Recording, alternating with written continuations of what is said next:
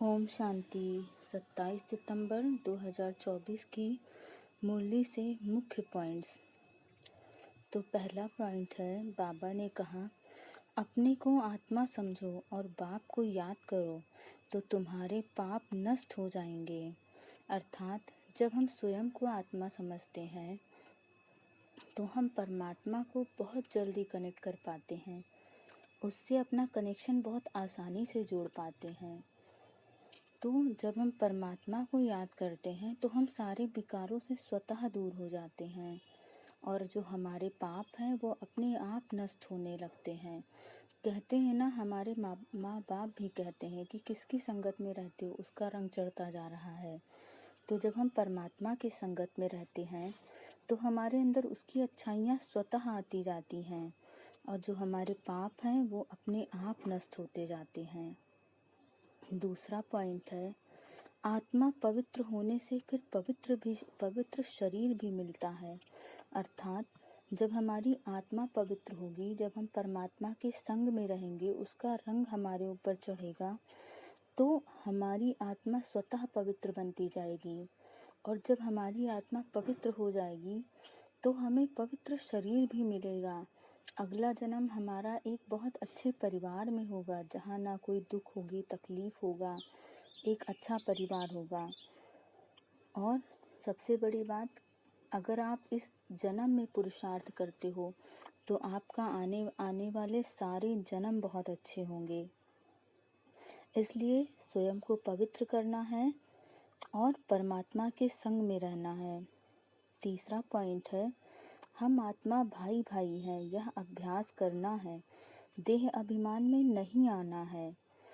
जब हम अपने आप को आत्मा समझते हैं और अपने आसपास जितने भी प्राणी हैं उन सब को आत्मा समझते हैं तो हमारे अंदर देह अभिमान नहीं आता है। जैसे ही हम अपने आप को आत्मा समझते हैं तो हमारे अंदर ये जो शरीर का भान है, इस संसार का मोह है, इस संसार की चीज़ों का मोह है, हमारे अंदर जो अच्छाइयाँ हैं, जिसका हमें गर्व है, अभिमान है, वो चीज़ें हमसे अपने आप ख़त्म हो जाती हैं।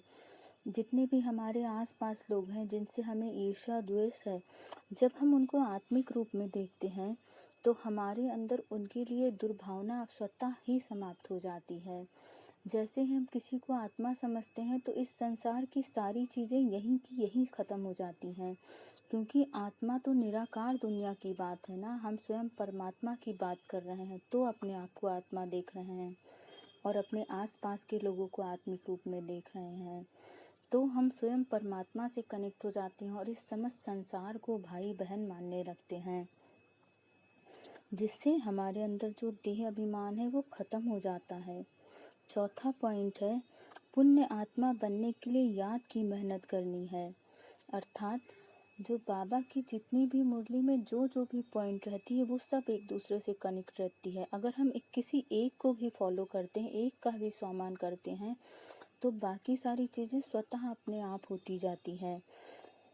जैसे पुण्य आत्मा बनने के लिए याद की मेहनत करनी है ना, तो आपको जब हम परमात्मा के सानिध्य में रहते हैं, उसके कनेक्शन में रहते हैं, तो हमें याद की मेहनत भी नहीं करनी पड़ती है। बस केवल अपने ऊपर अटेंशन रखना होता है कि हम किन चीज़ों को सुन रहे हैं, किन चीज़ों को देख रहे हैं, क्या हमारे अंदर पॉजिटिव चीज़ें जा रही हैं या हम नेगेटिव चीज़ों को अपने अंदर ले रहे हैं।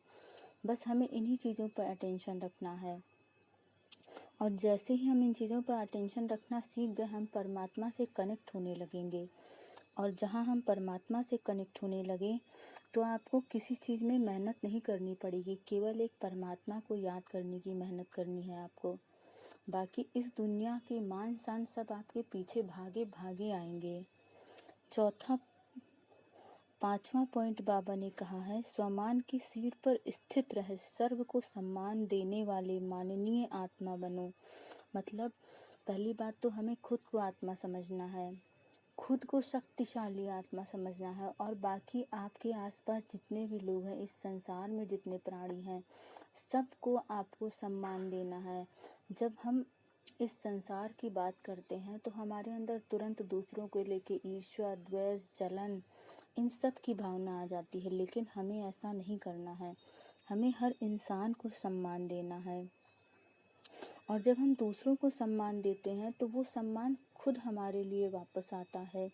इसलिए हमें दूसरों को सम्मान देना है। और आप ये कभी मत भूलिएगा कि आप परमात्मा की संतानें हो, तो हमें वैसा ही व्यवहार करना है जैसा परमात्मा के बच्चे करते हैं। ये कोई छोटी बात नहीं है। और वैसे तो परमात्मा अपनी मुरली में हमेशा बहुत ऊंची ऊंची पॉइंट्स बताते हैं, तो बस हमें उन्हें याद करना है। बस एक दिन कोशिश करनी है, क्योंकि बाबा अपनी मुरली डेली चलाते हैं, तो प्रतिदिन बाबा अपनी मुरली में कुछ ना कुछ पॉइंट्स हमें देते हैं, तो हमें उन पॉइंट्स को याद रखना है पूरे दिन के लिए। फिर देखिए आपका जीवन, आपका प्रतिदिन जो है, हर एक दिन बहुत समर्थ होगा, आपको संतुष्टता मिलेगी, आपको हर कार्य में सफलता मिलने लगेगी। ओम शांति।